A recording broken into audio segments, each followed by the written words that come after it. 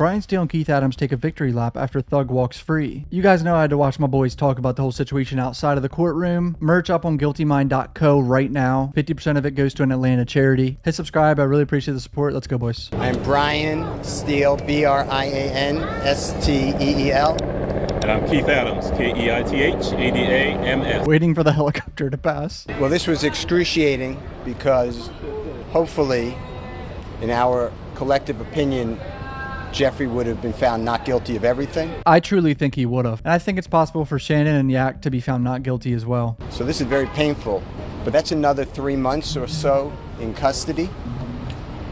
And he wants to go home to his family. Negotiations totally broke down with the district attorney's office. Horribly broke down. They wanted them to testify. And at that point, we believed that justice would be found with the honorable court. And Jeffrey just wanted to go home. How agonizing it is to know that we've spent a year trying a case where the prosecutors have put on lies, knowing lies, hiding evidence, is insane in 2024 in the United States of America. And the only reason that this got revealed is because of you people. You people brought the truth to the community because nobody knows this. That's y'all right there. Everyone watching these videos, everyone tweeting. He's talking about y'all. This is not the only courtroom it's happening in, and I just want to thank all of you. I especially want to thank Jeffrey for letting me represent him. I think he's a wonderful person who does wonderful things and will continue to do things even greater. I cannot express to you how Shaquille Kokomo, how Trisha Renard, how Haley, how my wife Colette, how Bram, how countless people, but especially Miss Courtney Edwards, has worked without sleep for 3 years representing Jeffrey and helping him. I will never be able to stand with anyone more ethical, honest, hardworking, insightful, intelligent, and kind than the Honorable Keith Adams. The gentleman to my left is the best lawyer in the country. What a good moment for these two right here, dude. Like, think about this. This is a moment that makes careers for lawyers. They're going to be remembered for years to come. Do you think prosecutors negotiated in good faith at all during any of these negotiations? Why don't you let me take this? No, it wasn't good faith. They said you can get out and testify. If not, you're getting sentenced 25 years. Let me answer that. The short answer is no.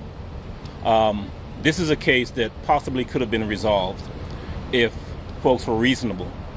But we did not believe that we could enter into good faith negotiations with people who wanted a case resolved in a manner simply to save face. And Jeffrey Williams was not going to say things that they wrote for him, that they wanted him to say, that was their theory when it wasn't true. He ain't doing them factual acknowledgments. And so, good faith, no.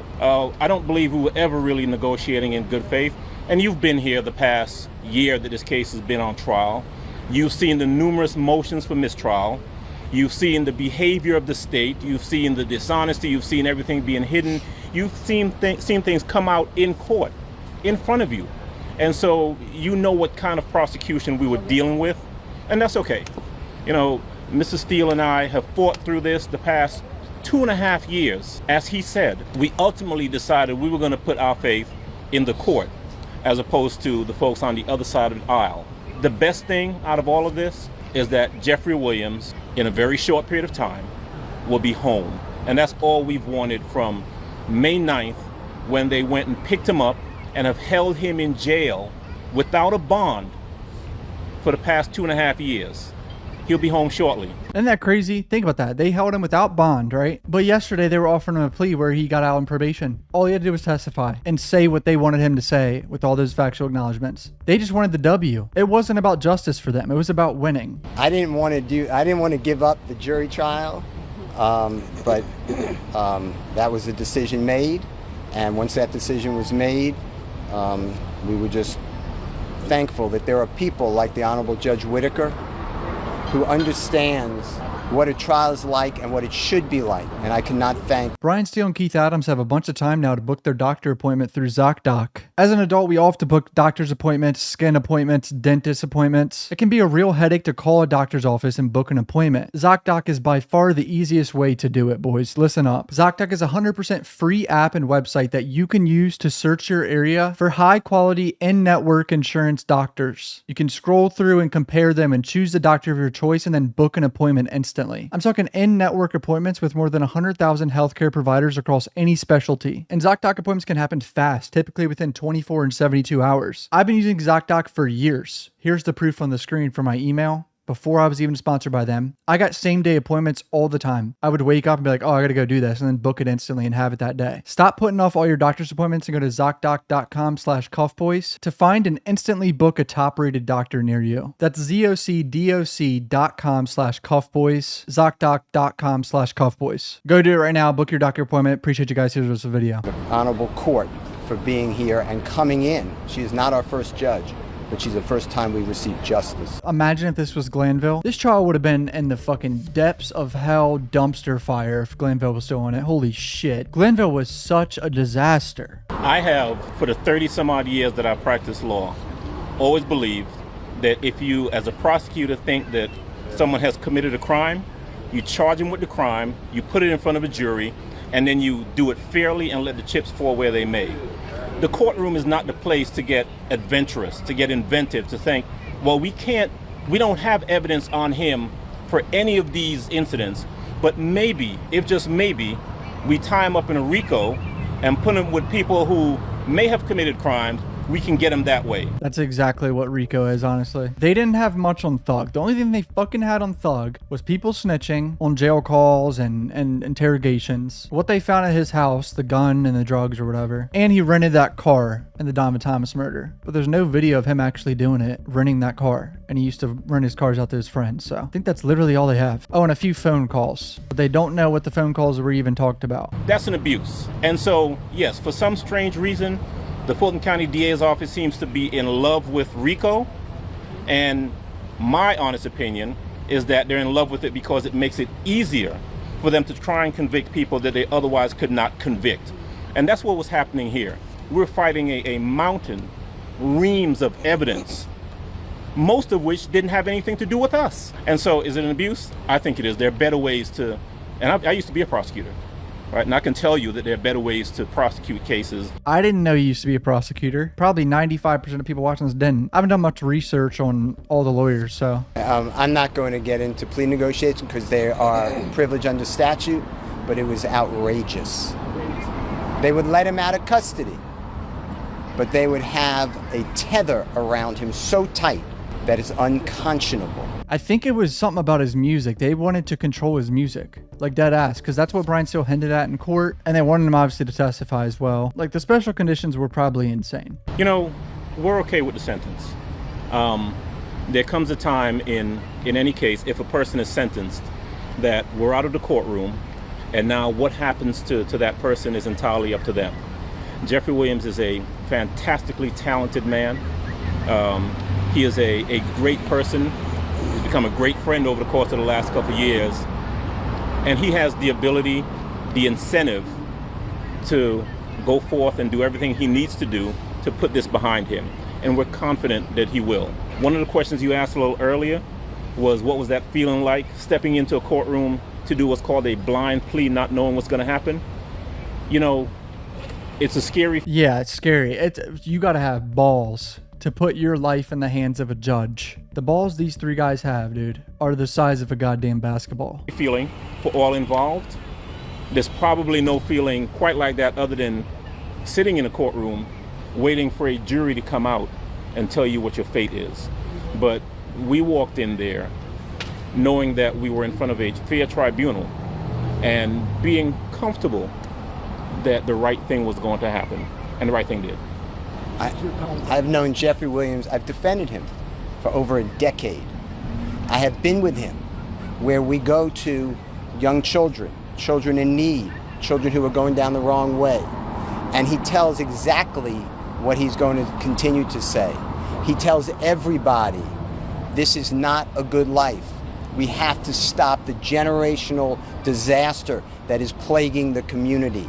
And although right now, I'm successful, I'm a product, but every one of you can get out. And he always stresses education. Jeffrey Williams is a great person, a great role model, and he will do even better now, hopefully, if you allow him and his words to get out. As far as how Jeffrey's feeling now, Probably relieved. Holy shit. Jail is terrifying to me, but I can't imagine going through something like this and actually being able to leave. he knows my feelings, which I'm not going to reveal for attorney-client privilege, but this is not the same as a not guilty verdict. That should have been rang. Nobody here wakes up every day on a concrete floor that they're calling his bed, gets up at 4:15, gets shackled at his feet, his waist, and his hands, comes to the Fulton County Courthouse to be on concrete, eating out of a bag. Doritos is his meal of choice. And then coming to a courtroom and sit there with a leg chain on him every single day and hear lie after lie. So for Jeffrey, go home today and not have another 90 days or 120 days of it, he is very happy. Dude, think about Christmas and the holidays coming up. Now he's going to be with his kids for that. That's probably what motivated him even more. Like, his kids hurting, that's what they said, but... So to answer your question, this was not what I wanted. I don't believe that it is just, but I believe that under these circumstances, it is justice for Jeffrey Williams, and he is delighted, as are we, and thankful. Jeffrey Williams is being truthful. That is his heartfelt feelings. He feels so bad for the loss of life, and he feels bad that people are taking his music or his social postings and making it into violence. That is all promotion. That is not a symbol of go hurt somebody. So I hope I've answered your question directly, but how I felt, I've heard that from Jeffrey over and over again. Oh my God, they are phenomenal lawyers, and I'm confident if you keep going, which I assume you will see some great lawyering. They don't need my help. I feel bad for Doug Weinstein, man. And Max Shard, obviously. That's going to be a duo right there in the courtroom. They're going to be not taking shit like they always do come Monday. And the truth is, they've been there with us for the past 2.5 years. They're aware of what they're up against. They are totally capable of handling it. And I presume we'll step in from time to time because, you know, in this fight in the past 2.5 years, we've been together. So we needed something. They've been there to assist. And if they need something, we're happy to step right back in and assist. But they're great lawyers. Max Shard, Doug Weinstein, those gentlemen are in great hands. They'll be fine. I will say this. I think it is wrong, and it needs to be fixed, that an innocent man is arrested on May 9th of 2022, is denied bond, and has to plead guilty and nolo to get freedom after 2.5 years in custody. It's fucked up. Such a failure for the state. They wanted him in jail. You know how bad Miss Love and Miss Hilton wanted him behind bars? They wanted him in there for 20, 30 years. He's walking free. Just got to be careful in probation. That should not happen. Nobody should be on trial. Jurors, think about what they're going through. Nobody should be on trial like this. And if Mr. Williams didn't have the resources, this never happens well for anybody. So I think it's an abuse to answer the AJC's question. I think it's an abuse of the statute of RICO to do this to people. I believe that Mr. Williams is home, and I'm delighted. Justice would have been served on May 8th of 2022 if the grand jury no-billed his indictment. That would have been just. And it's wrong to be under investigation. He's been under investigation for 15 years. 15 years by task force of federal government and local government. Think about that. Think about your children doing that. And that's okay. If it's okay with you all, then we should really start moving to another country. I want to thank everybody so much for everything you do. I cannot thank you all, because without you guys, this just keeps rolling in injustice. It's got to end. The criminal justice system, the presumption of innocence, the Brady rules. The damn co-conspirator rule. Complete horse shit. Got all this hearsay in because they were a co-conspirator. Oh my God, what a headache. Have to survive. Otherwise, we all are victims of this. Anyone can sit in that seat next to Keith Adams. Thank you all so much. And no one sees it unless you guys do what you do. But I tell you what, there is a whole world of people out there who have watched this trial over the course of the past 2.5 years. The past year that we've actually been in the courtroom trying the case, who are much more educated to how things work, and unfortunately, sometimes how things don't work.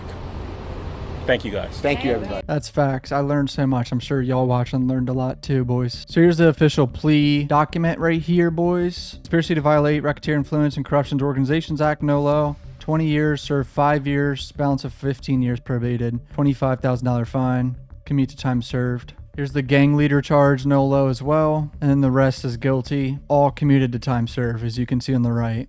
Absolutely incredible. So 40 years with the first 5 years in prison, commuted time served, followed by 15 years of probation, 20 backloaded. So if he fucks up on probation, he gets sentenced to 20 years. So Thug got to be real careful about who he surrounds himself with. Honestly, move to Utah. That's what I was thinking earlier. Move to Utah and just get a mansion away from everyone. Just bring your kids and your damn girl. Ain't no friends there, sorry. No guns, nothing. He can't be around no one. So his first special condition, can't be around Metro Atlanta area. Can only be in Metro Atlanta area to attend wedding, funeral, graduation, college or graduation, medical emergency, immediate family members only, so biological family members only. During each year of probation, defendant shall enter the Metro Atlanta area and shall make a live anti-gang and anti-gang gun violence presentation 4 times per year at grade school, middle school, boys and girls club, or similar group. Defendant shall perform 100 hours of community service during each year of probation. No contact of any kind with a member or associate of a criminal street gang. His brother, Quantavious Greer, and Gunna, because they are contractually obligated to make music. If they hang out, gotta be in the studio. That's the only way. That's pretty easy, honestly. They can't go out to dinner. They can't go out to dinner to discuss music. Can they go out to the club? Defendant shall in no way promote any criminal street gang. Defendant shall not utilize any hand signs, terminology that represents any criminal street gang. So he can't say nothing in songs no more. Gonna drop a gospel album. Not participate in criminal street gang activity. Not knowingly engage in any form of contact with the victims listed. No firearm within arm's reach, with the sole exception being licensed law enforcement officers and security guard personnel. Defendant shall violate no laws of any governmental unit of state of Georgia or USA. Defendant may transfer probation out of state. Defendant may retain his passport and may travel freely out of state in the United States, blah, blah, blah. Random drug screen is going to be hard. I am kind of disappointed, and it's some way that I'm like, I have a feeling he could have got not guilty, but 3 more months, I couldn't even do, honestly, a few days in jail. I'd fucking freak out. So I get it, dude. The not guilty would have been crazy. This is just a masterclass of lawyering by Keith Adams and Brian Steele.